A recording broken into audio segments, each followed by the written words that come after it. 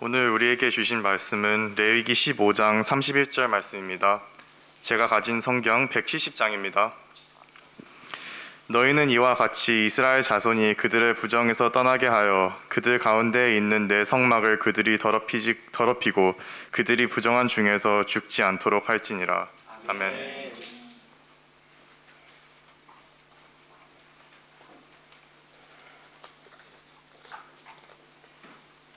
네, 반갑습니다. 저희들은 지난 한 달 동안 성경 66권 가운데 가장 어렵다고 하는 레위기 말씀을 지금 묵상하고 있습니다. 어떻습니까? 3월 1일 처음 레위기를 접했을 때와 지금 약 한 달이 지났을 때에 지금 레위기를 바라보는 마음이 좀 어떻습니까? 동일합니까? 아니면 좀 새롭고 좀 특별합니까? 친근하게 다가오십니까?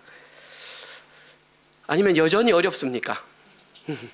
저는 좀 그렇습니다. 우리 은혜로 교회에 속한 모든 분들이 이제 레위기가 조금 친근해졌으면 좋겠습니다. 그냥 막연하게 어려운 책이 아니라 레위기에도 우리가 알아들을 수 있는 내용이 있구나, 지금 이 시대에 우리가 들어야 할 그런 내용이 있구나, 좀 그런 마음으로 좀 다가왔으면 좋겠습니다. 그렇게 되려면 저희들이 매일매일 아침마다 말씀 묵상을 해야 됩니다. 사실 우리 그러니까 성도님들이 매일 아침 묵상을 한다는 것이 쉬운 일이 아니라는 것을 너무 잘 알고 있습니다. 우리 학생들은 학교 가야죠. 우리 또 어머니들은 아이들 케어해서 보내야죠. 또 직장 다니시는 분들은 일 가야죠. 사실은 특별히 짬을 내지 않으면 어렵다는 거 잘 알고 있습니다. 저도 호주 와서 7년 이상을 그렇게 아침마다 분주하게 움직여 봤기 때문에 여러분들이 얼마나 어려운 가운데 묵상을 하는지 잘 알고 있습니다. 그렇다 할지라도 묵상을 빠지면 안 됩니다. 혹시 아침이 바쁘신 분은 점심에 하시면 되고요, 점심이 바쁘신 분은 퇴근한 이후에 저녁에 묵상을 하시면 됩니다. 그렇게 해야 우리가 살 수 있습니다. 뭐 늘 우리가 너무 잘 아는 예지만 배가 고프면 밥을 먹습니다. 아침이고 점심이고 저녁이고 언제든지 먹습니다. 그런데 우리 영혼이 줄이면 잘 안 챙겨 먹습니다. 우리 영혼의 양식은 말씀입니다.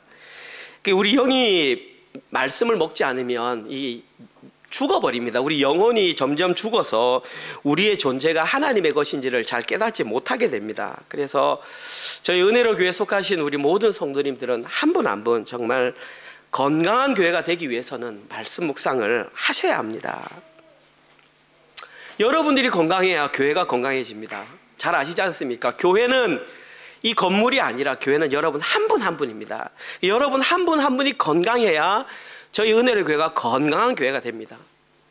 저 혼자 많이 독식해가지고 저는 지금 배가 나와 큰일 났는데 살이 쪄면은 비만이 됩니다. 저도 건강해야 되지만 여러분들이 건강하셔야 됩니다. 그래야지 우리 교회가 정말 건강한 교회가 될 수 있습니다. 기억하십니까? 지난주에 저희 교회가 이제 새롭게 시작하면서 건강한 교회가 되기 위한 3가지 지침 제가 제시해 드렸습니다. 첫 번째 지침, 저희들은 구속사적인 관점으로 성경을 읽을 것이다. 이제 이 얘기는 제가 여러분들이 몸에 익숙해질 때까지 계속 반복할 겁니다. 저희 교회는 성경을 읽는데 구속사적인 관점으로 성경을 읽는다. 결코 이 자랑으로 드리는 말씀이 아닙니다. 제가 1월 1일 날 여러분들하고 함께 우리 성경 일독 합시다라고 했고, 제가 아침마다 여러분께 말씀 묵상을 보내드리고 기도를 한 이후에 약 평균적으로 1시간 정도 성경을 읽었습니다. 오늘 제가 아침에 읽었을 때 구약 1독, 신약 2독 했습니다. 3개월 지금 1월, 2월, 3월 걸렸고 오늘 구약 1독 다 마쳤고 오늘 신약 2독 마쳤습니다. 만약에 이대로 간다면 12월 달 되면은 구약 4독, 신약 8독 될 것 같습니다. 제가 1시간 정도 읽었습니다. 결코 물론 제가 아침에 기도하고 읽으니까 꾸준히 목사님은 뭐 그렇겠죠. 여러분들도 사실 그 반만 하면은 충분히 30분이 될 것이고 15분 하면 충분히 될 거 아닙니까? 같이 건강하셔야 됩니다. 저 혼자 하면은 이제 우리는 점점 저희들과 저와 여러분의 간격은 멀어지면서 서로 대면대면해질 것 같습니다. 하나님을 바라보는 관점이 동일하게 갔으면 정말 좋겠습니다. 두 번째 저희들이 해야 할 행동 지침은 가족별 말씀 묵상과 나눔입니다. 이제 제가 아침에 해면 저녁에 나누어 달라고 했는데 며칠 하셨는지 잘 모르겠습니다. 매일 하기가 힘드시면 진짜 이틀 3일이라도 꼭 해주십시오. 아니면 하루만이라도 가족 예배처럼 부모님이 자녀를 앉혀놓고 오늘 아침 묵상 일했는데 어떻게 살았어? 엄마 아빠는 이렇게 살았어. 나는 이렇게 살았어 라고 얘기해 주십시오. 제가 이렇게 말씀드리는 이유는 특별히 자녀를 가지신 분들은 코비드 사태 이후에 이제 교회 교육은 완전히 부모님께 넘어왔습니다. 이제 교회에서 일주일에 1시간 만나서 그 아이가 그 교육을 받아서 하나님의 백성이 될 확률은 아주 낮습니다. 이제는 일상의 삶에서 부모님이 성경을 읽은 것으로 자녀들과 나눌 때에 그 아이들이 믿음의 자녀가 될 가능성이 아주 높습니다. 이 말은 부모가 이제 교사가 되어야 되는 시대입니다. 이건 저 말이 아니고요. 제가 일주일에 한 10개 정도 교회 예배를 드립니다. 제가. 그런데 대부분 정말 좋은 교회에서는 다 이렇게 실시합니다. 부모가 교사해야 된다. 부모가 영적으로 깨어 있어야 자녀가 깬다라고 동일하게 얘기합니다. 저만 얘기하는 게 아니고요. 제가 검증된 상태에서 얘기 드리는 겁니다. 저희 은혜로 교회도 이제 부모님이 교사가 되셔야 됩니다. 그래서 자녀에게 말씀 양육을 해주고 자녀들이 그걸 보면서 같이 자라가서 주일날 교회에 와서는 점검하는 수준이 되어야 됩니다. 우리 청년들도 마찬가지고요. 세 번째 행동 지침은 셀 나눔이라고 그랬습니다. 이제 오늘이 마지막이고 다음 주부터 아마 셀이 이제 편성되어서 발표가 될 겁니다. 성령의 9가지 열매가 될 텐데 오늘 잠시 브레이크 타임에 우리 셀 리더님들 모셔다 놓고 제가 이제 셀 이름을 정할 겁니다. 그럼 정하면 다음 주에 발표되면 다음 주부터 이제 셀 모임으로 이제 이렇게 진행될 겁니다. 이때 제일 중요한 게 셀 리더입니다. 셀 리더가 영적으로 기도하고 굳건히 서야 그 셀 원들을 그렇게 이제 세워갈 수 있습니다. 중심이 되는 것은 말씀과 삶의 나눔입니다. 아마 시행착오가 많이 있을 것입니다. 그러나 한 주, 한 달이 지나가면서 점점 정착화되리라고 믿고요. 자, 그렇게 되고 나면 저희 은혜로 교회는 이제 모든 성도 한 사람 한 사람이 믿음과 삶이 일치하는 그런 신앙생활하는 거룩한 교회, 건강한 교회가 될 것이라고 확신을 합니다. 이것이 저희 은혜로 교회가 붙잡아야 할 신앙의 표대입니다. 이제는 사도 바울처럼 저희들은 그 표대를 향해서 이제 달려갈 것입니다. 힘듭니다. 그렇지만 우리는 애써서 이 일에 적극적으로 동참해 주시기를 당부드립니다. 오늘 우리 명찬이가 읽었던 그 본문 말씀에는 지난주에 드렸던 말씀과 같이 거룩한 교회가 되기 위한 어떤 또 새로운 내용이 기록되어 있습니다. 오늘 본문에 기록된 내용은 거룩한 교회가 되기 위해서는 반드시 부정이라는 존재와 결별을 해야 된다. 이런 내용이 기록되어 있습니다. 자, 그러면 이제 본문을 들어가겠습니다. 본문 내용에 들어가기 앞서서 우리가 한 가지 유념해서 알아야 될 개념은 부정이 과연 무엇인가? 성경에서 말하는 부정하다 그렇게 하는데 이 부정이 무엇인가를 알아야 됩니다.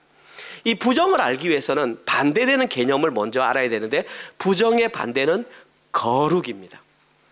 제가 계속해서 말하지만 레위기서의 주제를 한 구절로 정하라 그러면 레위기서 구절은 11장 45절이 레위기서의 핵심 구절입니다. 그리고 그 가운데서도 그냥 한 단어로 정해라 그러면 레위기는 거룩입니다. 여러분들이 한 달 동안 레위기 묵상을 마치고 무엇이 느껴졌습니까? 그러면 그냥 거룩 그렇게 하시면 됩니다. 레위기에는 계속 거룩이 무엇인지를 반복해서 말하고 있습니다. 그런데 구체적으로 부정에 대해서 거룩에 대해서 기록된 본문이 레위기 10장 10절입니다. 그 당시에 제가 설명 안 드리고 넘어갔는데 오늘 설명드리겠습니다. 레위기 10장 10절 읽어볼게요. 그리하여야 너희가 거룩하고 나왔습니다. 속된 것을 분별하고 부정하고 정한 것을 분별하고 나와 있습니다. 네 가지 정의가 나와 있지 않습니까? 거룩과 속된 것과 부정과 정한 것.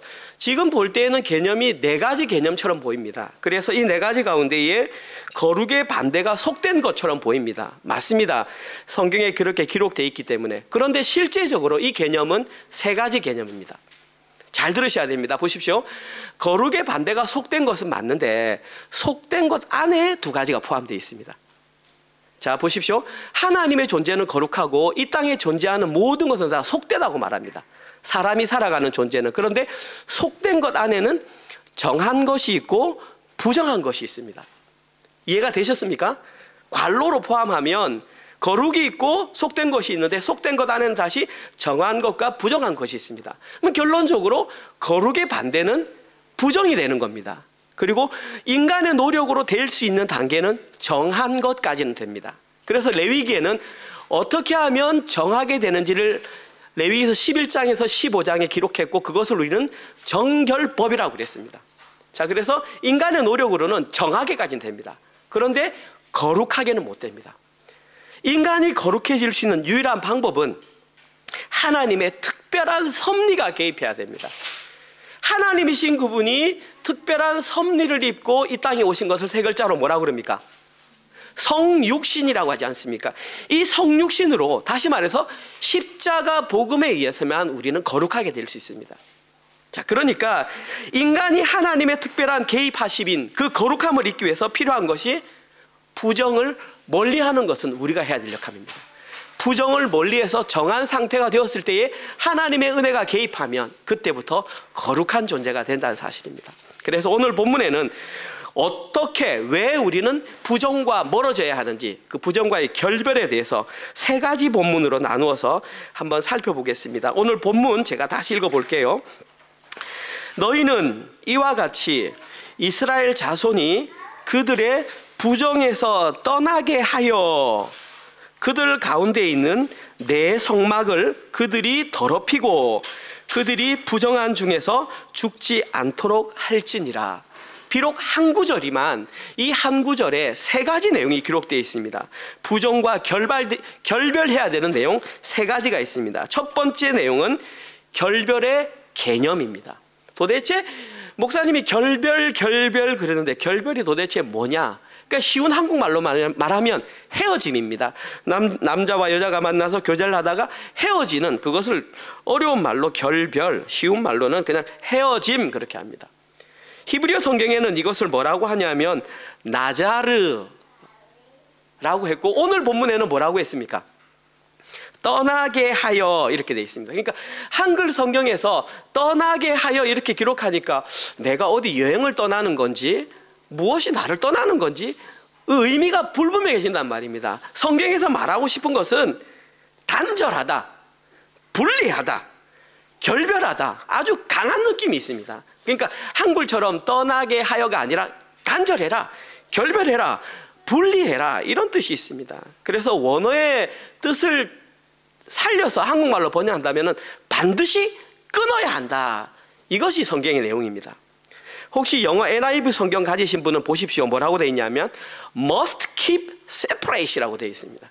반드시 분리되는 것이 유지되도록 하라 이 말입니다.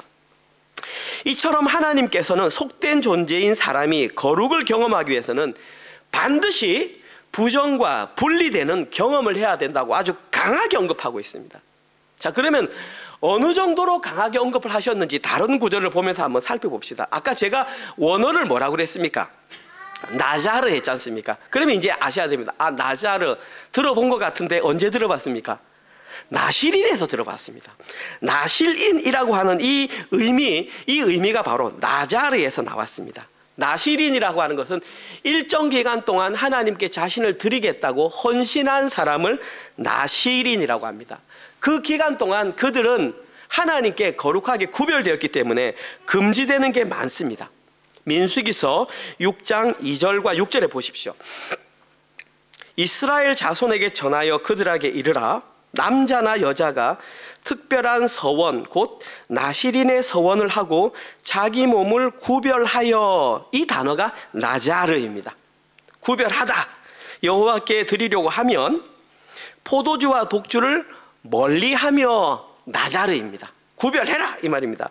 포도주로 된 초나 독주로 된 초를 마시지 말며 포도즙도 마시지 말며 생포도주나 건포도도 먹지 말지니 자기 몸을 구별하는 나자르입니다. 모든 날 동안에는 삭도를 절대로 머리에 대지 말 것이라 자기 몸을 구별하며 하여 나자르입니다. 여호와께 드리는 날이 차기까지 그는 거룩한즉 그의 머리털을 길게 자라게 할 것이며 자기 몸을 구별하여 나자르입니다. 여호와께 드리는 모든 날 동안은 시체를 가까이 하지 말 것이요. 보십시오.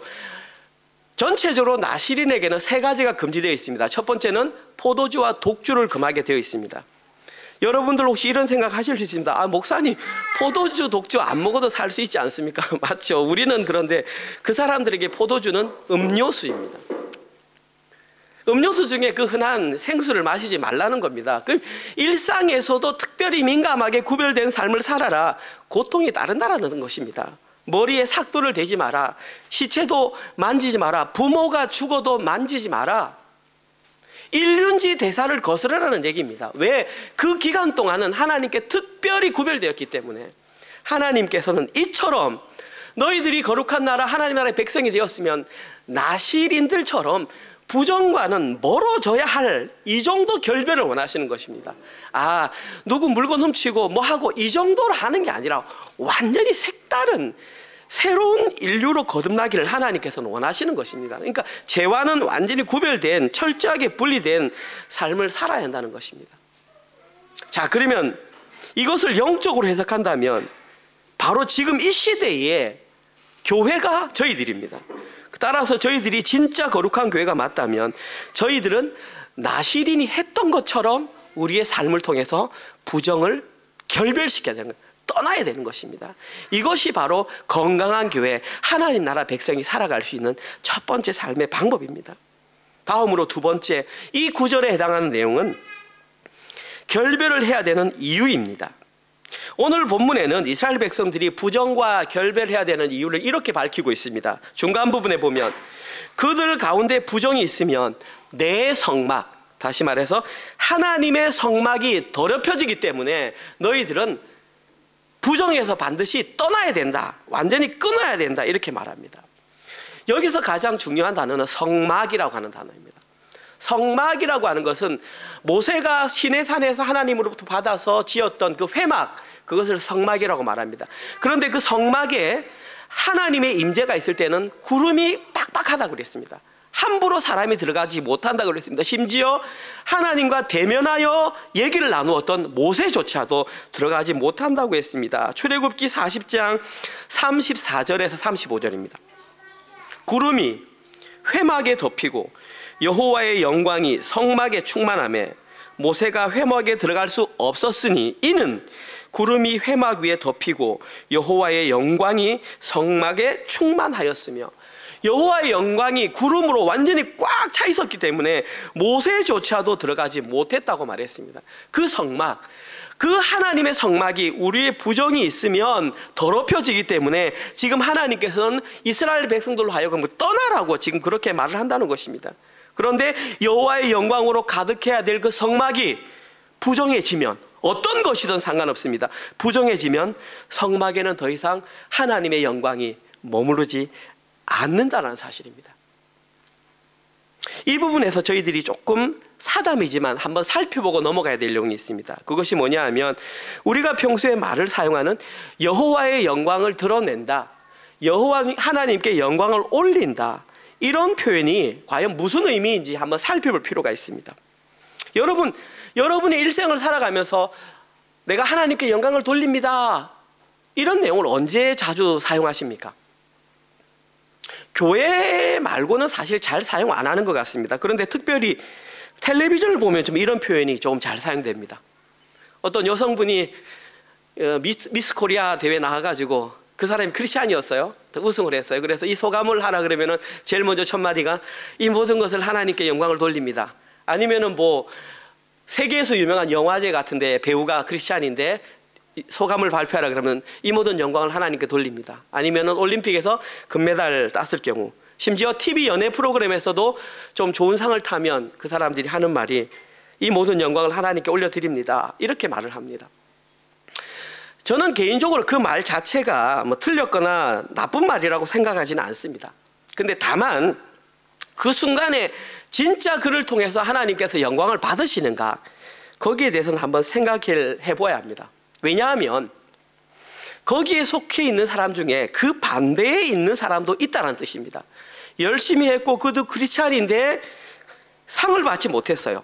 그러면 그를 통해서 하나님께서는 영광을 받지 않으신다는 얘기입니까? 아무것도 못했는데 나 이걸 통해서 하나님께 영광을 돌렸어요 라고 말하는 것을 저는 들어본 적이 없습니다. 만약에 높은 자리에 올라갔을 때만, 그런 경우에만 하나님께서 영광을 받으신다면, 아주 열심히 일했는데 상황과 환경이 되지 못해서 상을 받지 못했다면 하나님께서는 그 사람을 통해서 영광을 받지 않으시는 것일까요? 저는 그냥 평상시 생활할 때는 여기에 대해서 고민해 본 적이 없습니다. 그런데 오늘 말씀을 준비하고 진짜 하나님께서 원하시는 게 무엇인지, 성경에서 말하는 것이 무엇인지 고민을 하며 기도하다가 저 나름대로 답을 내렸습니다. 그리고 제가 내린 결론은 성경에는 그렇게 기록되어 있지 않다라는 사실입니다. 제가 성경을 계속 읽어보고 성경을 묵상하고 해봐도 성경에서 말하는 것은 믿음으로 살아가는 자들에게는 높은 자리에 올라갈 수도 있지만 그들에게는 공통적으로 고난이 찾아온다라고 그렇게 성경에는 기록되어 있습니다. 비록 사람들의 눈에 보기에는 성공하지 못한 것처럼 보인다 할지라도 그를 통해서도 하나님께서는 영광을 받으시겠다라고 성경에는 기록되어 있다는 사실입니다. 하나님께서 누군가에게서 영광을 받는 것은 그가 1등을 했느냐 높은 자리에 올라갔느냐가 아니라 그가 그 자리에서 부정과 결별을 했느냐 결별을 하지 않았느냐에 따라서 하나님께서는 영광을 받느냐 받지 않느냐가 결정된다는 사실입니다. 여기서 중요한 것은 부정과 함께 있느냐 없느냐이지 그가 1등을 했느냐 1등을 하지 못했느냐가 아니라는 사실입니다. 그 사람이 아무리 사람들 보기에 높은 자리에 올라가고 아무리 돈을 많이 벌고 아무리 많이 했어도 그 사람이 교회를 다닌다 할지라도 그에게 부정한 방법으로 그 일이 이루어진다면 하나님께서는 그를 통해서 영광을 받지 않으신다고 성경에는 기록되어 있습니다. 또한 한 가지 첨가해서 말씀드린다면 이 부분에서 여러분들도 조금 주의하셔야 되는 것이 뭐냐면, 그러면 그 부정의 범위가 어떤 큰 잘못을 저질렀을 때에만 부정한 것이냐? 성경은 아니라고, 오늘 본문은 그것을 아니라고 말합니다. 부정은 우리의 일상적인 생활 아주 가까운 곳에서 발생할 수 있다라고 말합니다. 특별히 레위기서 15장, 오늘 읽었던 부분입니다. 지금 이 15장 31절은 우리 표면적으로 볼 때에는 마치 레위기서 15장 31절의 결론처럼 보입니다. 그런데 실제로는 레위기서 11장부터 시작된 15장까지 결론입니다. 기억하실지 모르겠습니다. 레위기서 11장에 뭐가 기록되어 있었습니까? 음식에 대한 부정과 정결이 있었습니다. 12장에는 여인의 출산에 대한 것이 있었고요. 13장과 14장에서는 악성 피부병, 성경에는 문둥병이라 나와 있습니다. 그거로 정하냐 부정하냐 나와 있었고 그 이후부터는 물건 혹은 사람의 집에 곰팡이가 편 걸 정하냐 부정하냐 나왔고 15장에서는 사실 좀 제가 말씀드리기 민망한 내용입니다. 15장 어제 보면 1절부터 18절까지는 남자의 몸에서 유출되는 것으로부터 부정하다고 그랬습니다. 아이들이 있어서 제가 구체적으로 얘기를 못 하겠습니다. 이게 유출이라고 하는 것은 정상적인 분출입니다. 그리고 오늘 본문에는 여성의 분출입니다. 여성의 분출은 그냥 우리가 늘 말하지 생리를 말합니다. 자, 보십시오. 어제 본문에 기록해 있던 남성의 분출, 여성의 생리가 잘못된 겁니까? 아니지 않습니까? 일상적인 현상이고 하나님께서 인간을 통해서 자녀를 출산하기 위해서 주신 축복입니다. 그러함에도 불구하고 레위기서 15장에서는 그 글이 적혔을 때에 부정하다 그렇게 말을 했습니다.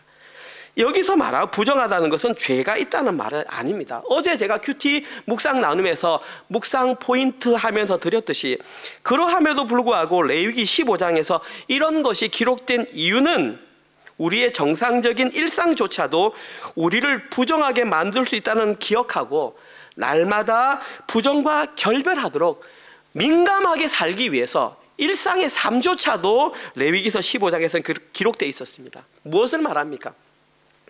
부정은 뭐 큰 거 잘못한 게 부정이 아니라 우리 주변에 있는 이 삶 속에서도 얼마든지 부정이 일어날 수 있다는 것입니다. 하나님께서는 그런 사소한 부정조차도 함께 거하기를 원하지 않는다는 사실입니다. 하나님께서는 자신이 거하는 임재가 있는 그 성소가 더럽히는 것을 이토록 싫어하셨습니다. 여러분, 이 시대의 성전이 어디입니까? 하나님이 어디에 임재하십니까? 제가 적진 않았지만 고린도전서 3장 16절 17절 너희가 바로 하나님이 거하시는 성전이 아니냐, 성전이 너희 속에 거하지 않느냐. 그러면 우리가 성전이라면 자그마한 부정조차도 우리에게는 있어서는 안 된다고 하나님께서 말씀하시지 않습니까? 이것이 얼만큼 피부로 와닿습니까? 아직까지 남의 얘기로 와닿습니까? 예, 이건 사람마다 뭐 다르겠지만 이제는 이 얘기가 피부로 와닿아야 합니다. 아, 내 속에 성령이 거하시는구나, 내 속에 부정이 있으면 하나님께서 싫어하시는구나 라는 것을 이제는 피부로 우리가 느끼셔야 됩니다. 그래서 우리의 마음속에 어떠한 부정도 가져서는 안 된다는 것입니다. 사도 바울은 데살로니가 성도들에게 이렇게 말을 했습니다. 어느 정도로 해야 되느냐? 데살로니가전서 5장 15절에서 22절입니다. 삼가 누가 누구에게든지, 여기서 중요한 것은 누구에게든지입니다. 악을 악으로 갚지 말고, 선한 사람에게 악을 갚는 사람은 세상에 없습니다. 여기에서 누구든지는 원수를 말합니다. 하나님께서는 그것까지 원하신다는 겁니다. 원수에게 악을 악으로 갚지 말고 서로 대하든지, 모든 사람, 원수까지 포함해서 대하든지 항상 선을 따르라. 이게 하나님의 기준입니다. 지금까지 성경을 읽으면서 얼마나 대충 읽었습니까? 이건 내 얘기 아니야. 나는 여전히 누굴 미워할 거야. 여전히 누굴 미워하고 있고 누구를 판단하고 있고, 항상 모든 사람, 이건 모르는 척 넘어가는 거야. 그냥 성경에 까맣게 칠하는 거지. 그냥 듣고 싶은 얘기만 읽는 겁니다. 또 보실까요? 항상 기뻐하라. 기분 좋을 때만 기뻐하라가 아니고 항상 기뻐하라. 그래서 저는 주일날 예배 나올 때에 우리 성도님들이 항상 웃으셨으면 좋겠어요. 집에서 출발하기 전에 무슨 일이 있었던, 심지어 부부싸움을 했던 이 문을 들어오는 순간 항상 웃었으면 좋겠어요. 그 표현들이 억지로 연기하라는 것이 아니라 이것이 성도의 삶이다. 하나님께서는 그러한 부정조차 싫어하신다는 것입니다. 쉬지 말고 기도하라. 범사에 감사하라. 이것이 그리스도 예수 안에서 너희를 향하신 하나님의 뜻이니라. 성령을 소멸하지 말며 예언을 멸시하지 말고 범사에 헤아려 좋은 것을 취하고, 결론은 이겁니다. 악은 어떤 모양이라도 버리라. 악은 어떤 사소한 것이라도 버리라. 성경 하나님의 말씀을 하나님의 말씀으로 받으셔야 합니다. 악은 아무리 사소한 것이라도 무조건 버리시기 바랍니다. 특별히 우리가 늘 편하게 생각하는, 가까이 생각하는 가족, 친구, 지인들에게 우리가 자기도 모르게 내뱉는 사소한 그 말 한마디, 그런 것조차도 우리는 조심해서 행해야 되는 것입니다. 마지막으로 오늘 본문에 해당하는 세 번째 내용은, 그래서 부정과 결별하지 않으면 어떤 결과가 있는가? 오늘 본문에 이렇게 나와 있습니다. 그들이 여전히 부정과 결별하지 않고 부정과 동행하면 반드시 죽으리라. 그렇게 되어 있습니다. 가장 대표적으로 죽었던 사람이 나답과 아비후입니다. 여러분 아시지 않습니까? 나답과 아비후는 레위기 8장에서 제사장 위임식을 받고 처음으로 하나님께 제사를 드리다가 그 자리에서 즉사하고 말았습니다. 레위기 10장 1절과 2절. 아론의 아들 나답과 아비후가 각기 향로를 가져다가 여호와께 명령하시지 아니하신 다른 불을 담아 여호와 앞에 분향하였더니 불이 여호와 앞에서 나와 그들을 삼키매 그들이 여호와 앞에서 죽은지라. 나답과 아비는 성소 안에서 하나님께서 허락하시지 않은 다른 불을 임의대로 들이다가 그 자리에서 즉사하고 말았습니다. 하나님께서는 그들을 죽이시는 데에 단 1초도 주저하지 않으셨습니다. 그냥 그 자리에서 바로 죽여버렸습니다. 엄중하고 즉각적으로 그들에게 심판을 행했습니다. 한번 인간적으로 생각해 보십시오. 그들이 행했던, 죄악을 행했던 장소가 성소 안이었습니다. 한번 보십시오. 여러분, 성소 안에서 나답과 아비후가 무슨 잘못을 했겠습니까? 거기서 살인을 했습니까? 사기를 쳤습니까? 간음을 했습니까? 성소 안에서 할 수 있는 잘못이 무엇이겠습니까? 우리가 지금 인간적으로 살아갈 때, 윤리적으로 판단할 때에는 죄도 아닌 것처럼 보이는 것으로 인해서 그들은 그 자리에서 즉각적으로 죽임을 당하고 말았습니다. 여기서 중요한 핵심 내용은 그들이 무엇을 했느냐가 중요한 것이 아니라 그때가 언제인가가 중요합니다. 그때가 언제냐 하면 보십시오. 제사장 위임식을 마친 이후 첫 제사였습니다. 제사장을 위임식을 마친 이후 첫 제사에 하나님의 임재는 그 성소 안에 가득했습니다. 심지어 모세조차 들어가지 못할 정도로 거기에 하나님의 임재가 가득했다는 사실입니다. 그 하나님의 임재가 가득한 그 영광의 자리에 나답과 아비후는 아주 작게 여기지는 부정으로도 즉사하고 말았다는 사실입니다. 성경을 좀 아시는 분은 이 내용을 읽으면서 이렇게 질문할 수 있습니다. 좀 이상하다. 나답과 아비후는 이렇게 작은 사소한 일로도 즉각적으로 죽임을 당했는데 성경에 보면 성소 안에서 나답과 아비후보다 훨씬 더 심각한 죄를 저질렀음에도 살아남은 사람이 있다. 이런 생각을 하시는 분들이 계실 것입니다. 실제로 있습니다. 그들은 바로 제사장 엘리의 아들들입니다. 사무엘상 2장 12절에서 17절입니다. 한번 잘 들어보십시오. 이들이 어떤 잘못을 했는지. 성소 안에서 일어났던 일입니다. 엘리의 아들들은 행실이 나빠 여호와를 알지 못하더라. 그 제사장들이 백성에게 행하는 관습은 이러하니 곧 어떤 사람이 제사를 드리고 그 고기를 삶을 때에 제사장의 사환이 손에 3살 갈고리를 가지고 와서, 3살 갈고리가 뭐냐면 포크입니다. 발이 3개 달린 포크를 가져와 가지고 그것으로 냄비에나 솥에나 큰 솥에나 가마에 찔러서 갈고리에 걸려 나오는 모든 고기는 제사장이 자기 것으로 가져갔다고 했습니다. 실로에서 그곳에 온 모든 이스라엘 사람들에게 이같이 다 했답니다. 기름을 태우기 전에, 기름은 하나님의 것이기 때문에 제사를 드리는 것입니다. 반드시 모든 제물은 이것이 태워진 이후에 그 사람이 가져가던 화목 제물로 나눠 먹던 해야 됩니다. 그런데 이 엘리의 아들들은 기름도 태우기 전에 제사장의 사원이 와서 제사 드리는 사람에게 이르되 제사장에게 구워드릴 고기를 내라. 명령형입니다. 네가 삶을 고기를 원하고 삶은 거 맛없으니까 이제는 생사를 가져가겠다라는 것입니다. 강도입니다. 강도.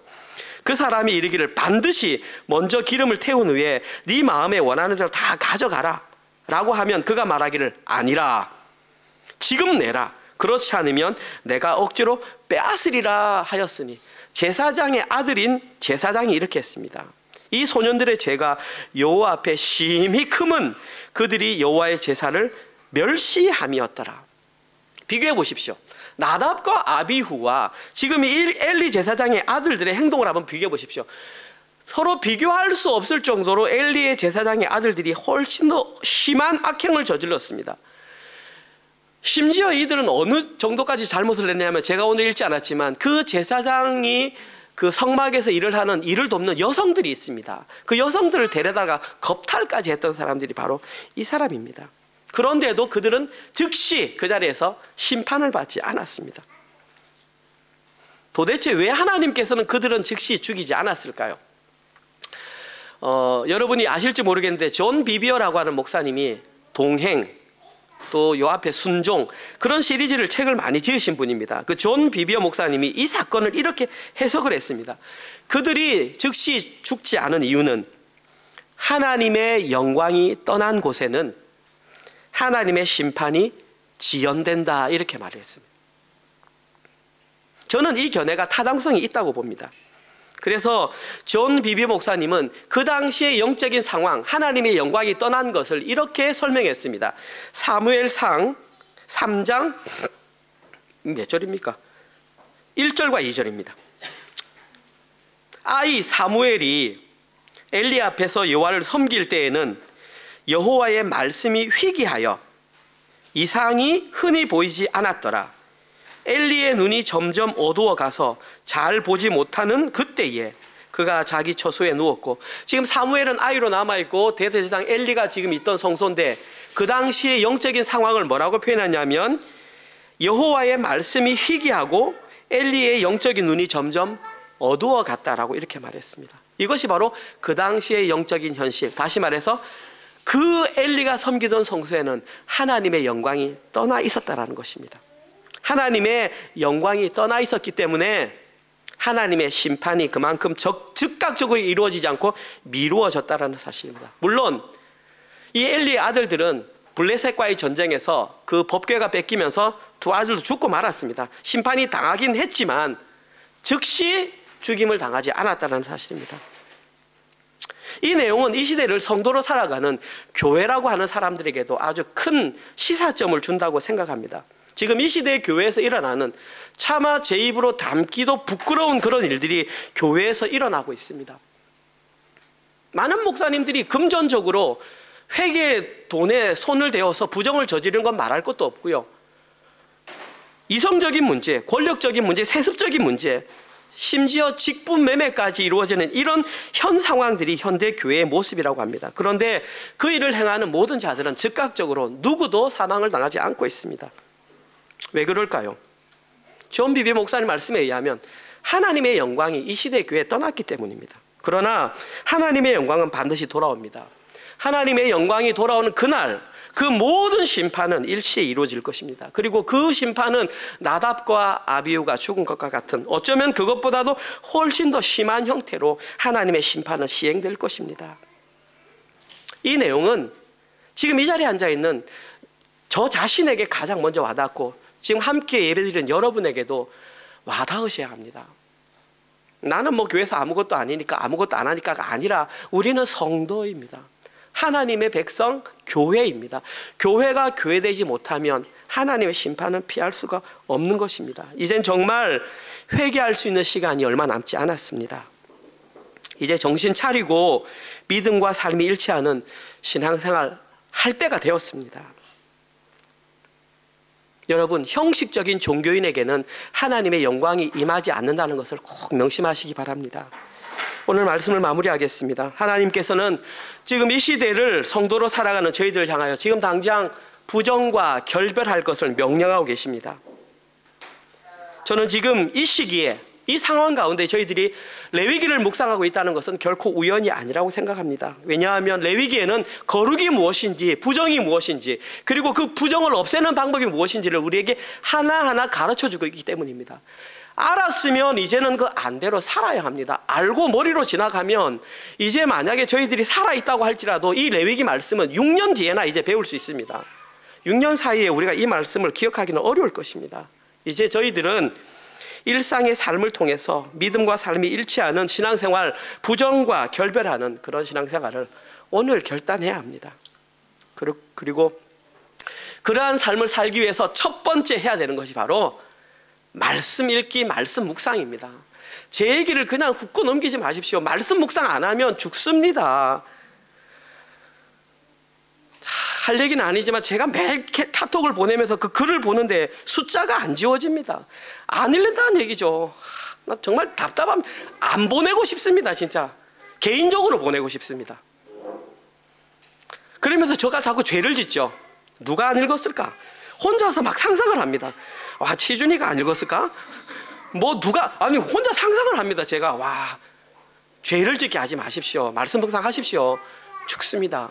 두 번째는 기도를 습관해야 합니다. 쉬지 말고 기도하라고 그랬습니다. 마지막으로 해야 할 일이 정기적으로 성찬에 참여해야 됩니다. 우리 개혁주의 교회에서는 말씀과 기도와 성찬을 민즈 오브 그레이스라고 합니다. 이것을 한국말로는 은혜의 수단이라고 합니다. 우리가 하나님으로부터 은혜를 받을 수 있는 수단은 세 가지가 있는데, 첫 번째, 말씀을 읽고 설교를 들 때 은혜가 임한다. 둘째, 기도할 때 은혜가 임한다. 셋째, 성찬식에 참여했을 때 은혜가 임한다라고 했습니다. 성찬은 보이는 복음입니다. 자꾸 까먹으니까 눈으로 보면서 십자가 복음을 보라는 것입니다. 개혁주의 교회에서는 정기적으로 성찬식을 거행해야 됩니다. 이러한 이유로 오늘도 저희들은 성찬식을 거행합니다. 성찬식을 통해서 십자가 복음을 보시기 바랍니다. 십자가 복음은 예수님께서 친히 이 땅에서 살아내신 십자가의 삶입니다.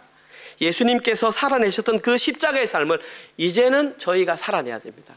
예수님께서 사셨던 그 삶이 바로 자기를 부인하고 자기 십자가를 지는 삶, 그 삶을 통해서 하나님의 영광이 드러납니다. 하나님께서는 저희들에게 1등이 되라고 말씀하지 않습니다. 하나님께서 저희들에게 부정과 결별하라고 말을 하고 있습니다.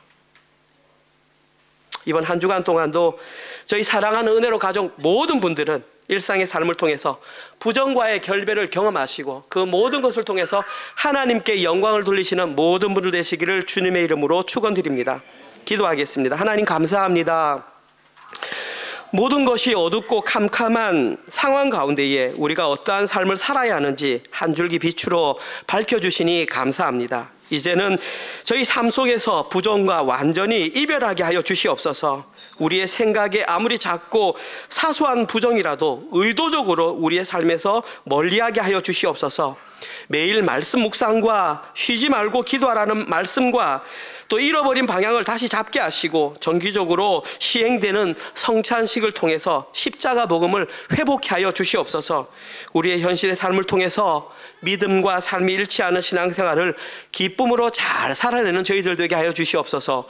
예수님 이름으로 기도드렸습니다. 아멘.